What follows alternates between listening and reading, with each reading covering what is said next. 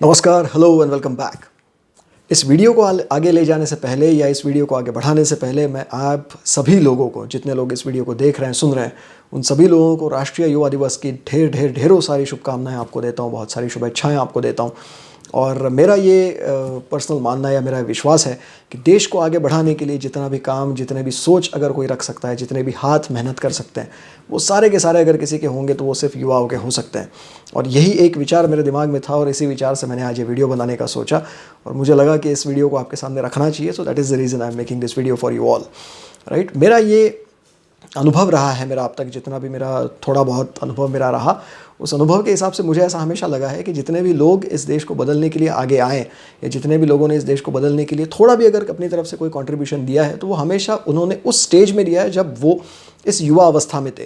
तो उस युवा अवस्था के लिए मैं ये समझता हूँ कि बहुत सारी एनर्जी, जब हम युवा अवस्था की बात करते हैं तो बहुत सारी एनर्जी हम लोगों को दिखती है, बहुत सारा जोश हम लोगों को दिखता है, बहुत सारे लाइफ चेंजिंग या वर्ल्ड चेंजिंग थॉट्स जो होते हैं वो हमको इसी एक पर्टिकुलर एज ग्रुप में हमको नज़र आते हैं, ज़्यादा नज़र आते हैं। तो उससे मुझे लगा कि इसको सही ये वक्त है या सही मौका है जहाँ पर मैंने आपके साथ कुछ शेयर करना चाहिए। तो मैंने सोचा कि एक वीडियो आप लोगों के लिए बना लेता हूँ। So that is the reason I am making this video for you all, right. और इससे पहले आज एक मैं छोटी सी कहानी आप लोगों को मैं सुनाऊंगा।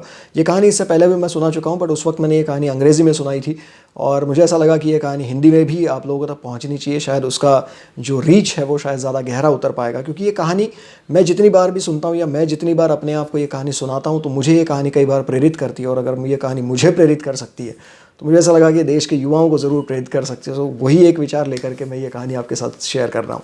तो ये कहानी है एक 6 साल के लड़के की, जो आज से अराउंड 70 साल पहले की कहानी है, राइट। सो एक 6 साल के लड़के की कहानी है, जो उसका नाम था रघु। जो गोवा नाम का जो स्टेट है इंडिया का, उसमें एक छोटे से गाँव में, माशेल नाम का एक छोटा सा गाँव था, उस गाँव में अपनी माँ के साथ रहा करता था। और घर में दोनों ही थे, माँ और बेटा। पिताजी नहीं थे, उनका देहांत हो गया था। तो परिस्थिति बड़ी अच्छी नहीं थी, घर की परिस्थिति बड़ी ख़राब थी और उस सिचुएशन से वो दोनों जूझ रहे थे। और रघु की माँ को ऐसा लगता था कि रघु को अगर उसकी ज़िंदगी अगर अच्छी करनी है, उसे अगर आगे बढ़ाना है तो उसे किसी बड़े शहर में लेकर के जाना चाहिए। तो उसे अगर बड़े शहर ले जाना है तो उस वक्त का भी बड़ा शहर वॉज मुंबई। तो उन्होंने सोचा कि मुंबई का रुख करते हैं और वहाँ रघु की ज़िंदगी का कुछ ना कुछ तो अच्छा हो ही जाएगा। तो उस विचार से उन्होंने रघु को और अपना जो भी सामान था उसकी पोटली बांधी और उसको लेकर के वो मुंबई आ गए।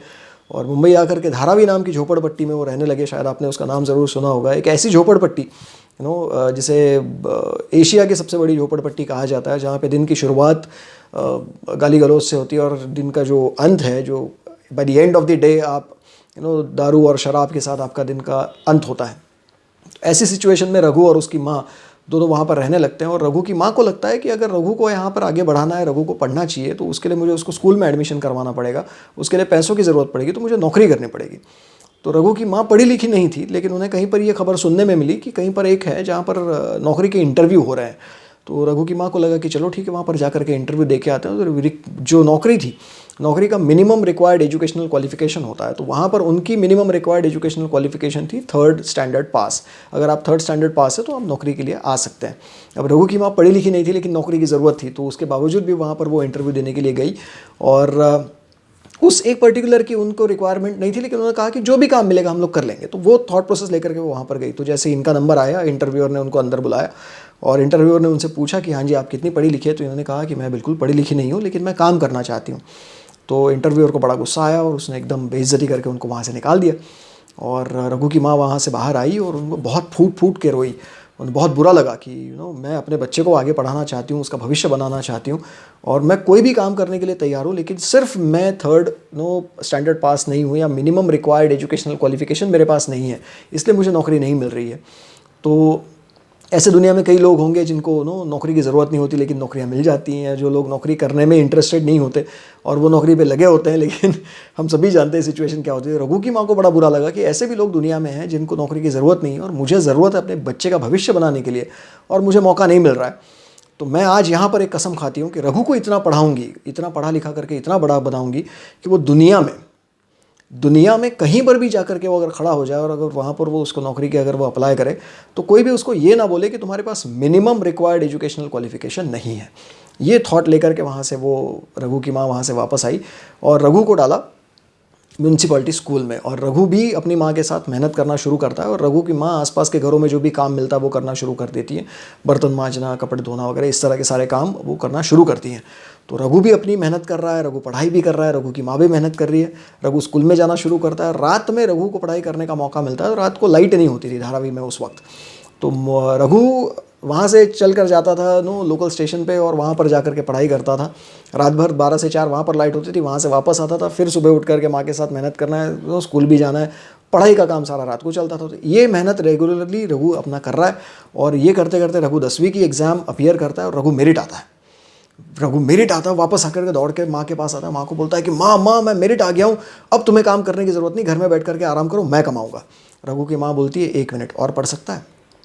रघु बोलता है हाँ पढ़ सकता हूँ। रघु वहाँ से फिर आगे एडमिशन लेता है, रघु 11वीं 12वीं दोनों एग्जाम्स देता है, रघु 12वीं फिर मेरिट। वापस आता है माँ के पास, माँ को बोलता है माँ मैं 12वीं पास हो गया, मेरिट आया हूँ, अब तुम्हें काम करने की ज़रूरत नहीं, घर में बैठ के आराम करो, मैं कमाऊँगा। रघु की माँ बोलती है 1 मिनट और पढ़ सकता है? रघु बोलता है हाँ पढ़ सकता हूँ। रघु फिर से पढ़ना शुरू करता है। Raghu Mumbai university chemical engineering में एडमिशन लेता है और केमिकल इंजीनियरिंग के 4 साल वो इंजीनियरिंग पढ़ाई करता है, अपनी मेहनत भी कर रहा है। रघु वो घर में नहीं बैठा हुआ, रघु मेहनत भी कर रहा है, रघु पढ़ाई भी कर रहा है। रघु 4 साल इंजीनियरिंग के पूरा करता है। 4 साल इंजीनियरिंग खत्म हो जाने के बाद गोल्ड मेडल लेकर के माँ के पास वापस आता है। माँ को बोलता है माँ इंजीनियर बन गया हूँ, ये देखो गोल्ड मेडल मिला है, अब तुम्हें काम करने की ज़रूरत नहीं, घर में बैठ के आराम करना, मैं कमाऊँगा। रघु की माँ बोलती है 1 मिनट और पढ़ सकता है? रघु बोलता है हाँ पढ़ सकता हूँ।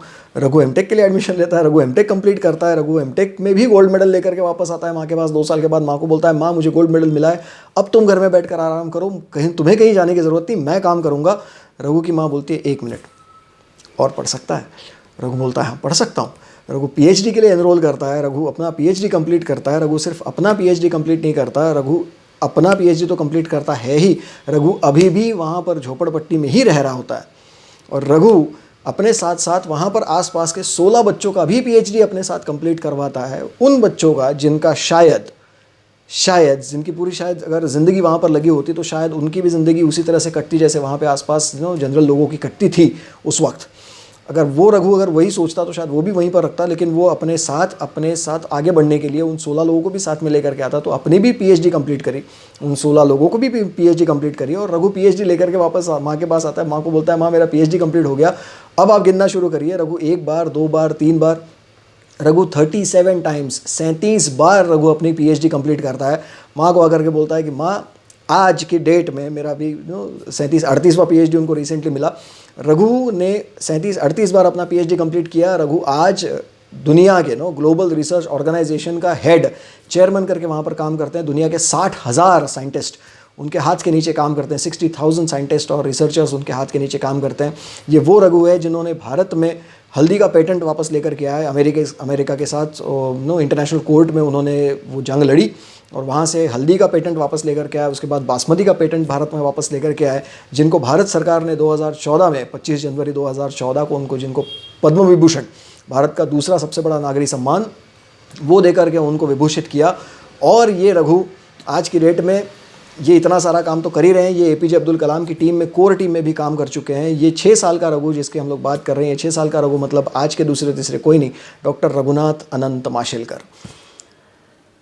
ये कहानी मैं आप लोगों के साथ इसलिए मैं आपके साथ साझा कर रहा हूँ, यह कहानी मैंने आप लोग इसलिए बताई क्योंकि ज़िंदगी में कई बार ऐसे मौके आते हैं। युवा दिवस के ऊपर ये कहानी मुझे कई बार ये प्रेरित करती है क्योंकि कई बार हमारी ज़िंदगी में ऐसे मौके आते हैं जहाँ पर हमें ऐसा लगता है कि ज़िंदगी बहुत अच्छी नहीं चल रही है बहुत सारी तकलीफ़ें हैं, बहुत सारे प्रॉब्लम्स हैं, माँ बाप सपोर्ट नहीं कर रहे हैं मैं पढ़ना चाहता हूँ लेकिन मुझे जो चाहिए वो मैं पढ़ नहीं पा रहा हूँ, या जिस तरह का काम मैं करना चाह रहा था वो मुझे नहीं मिल पा रहा है, फैमिली का सपोर्ट नहीं है, anything that that can come into your mind. ये सारी चीज़ें हम लोगों के दिमाग में होती हैं, लेकिन ये सारी चीज़ों के बावजूद ये सारी चीज़ें तो रघु की ज़िंदगी में भी थी। 8 से 7 साल पहले भी वो सिचुएशन वैसी ही थी। आज सिचुएशन बहुत अच्छी है, बहुत अलग है, बहुत ओपन है, राइट। ये कहानी आप लोगों के साथ मैंने इसलिए साझा करी क्योंकि मुझे ऐसा लगता है कि ज़िंदगी जहाँ पर ज़िंदगी आपको ये मौका देती है कि आपके सामने तकलीफ़ें आती हैं, आपके सामने मुश्किलें आती हैं, तो ज़िंदगी आपको 2 चॉइसेस देती है। या तो आप ये डिसाइड कर सकते हैं कि भैया जो भी सिचुएशन है उस सिचुएशन को चलने दो, उसको बदलने की कोई ज़रूरत नहीं है, जो हो रहा है वो होने दो, या फिर उसकी ज़िम्मेदारी उठाएं और हम इस सिचुएशन को चेंज करें, राइट। तो रघु ने अपनी ज़िंदगी में वो सिचुएशन आई जब उनकी ज़िंदगी में मुश्किलें आ रही थी, तो उन्होंने उस सिचुएशन को बदलने के लिए अपने आप को सामने ले जा करके खड़ा किया। तो जब मुश्किलें आती हैं, जब आप ज़मीन के अंदर अपने पैर गाड़ के अगर खड़े हो जाते हैं, तो चाहे जितनी बड़ी मुश्किल आपके सामने आ जाए, आप उसके ऊपर विजय पा सकते हैं।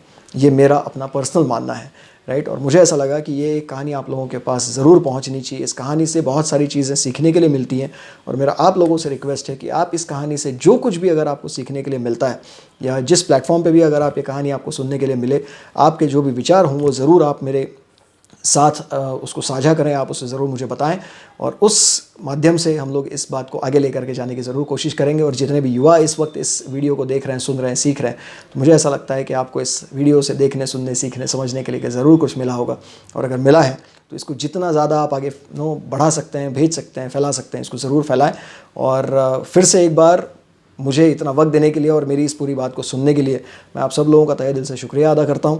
और आप सभी लोगों को राष्ट्रीय युवा दिवस की बहुत सारी शुभकामनाएं देता हूं। और मैं चाहता हूं कि आने वाला ये जो इस सिचुएशन में जहां पर हम लोग हैं, जहां पर दुनिया का सबसे जवान देश हमारा है, राइट, क्योंकि हम लोग 15 से लेकर के 40 साल की उम्र का सबसे ज़्यादा पॉपुलेशन आज के डेट में इंडिया में है। It's the youngest country of the world. So मैं ये चाहता हूँ कि आने वाले कुछ सालों में हम लोग the best country of the world भी हो जाए और उसके लिए आप सब लोगों का कंट्रीब्यूशन बहुत मायने रखेगा। सो मेरी आप सब लोगों के लिए यही दुआ है कि आप सारे लोग उस दिशा में आप ज़रूर काम करना शुरू करें। So once again thank you so much for listening me and thank you so much for investing your time into me. Thank you so much and all the best to you. Thank you, धन्यवाद, thank you.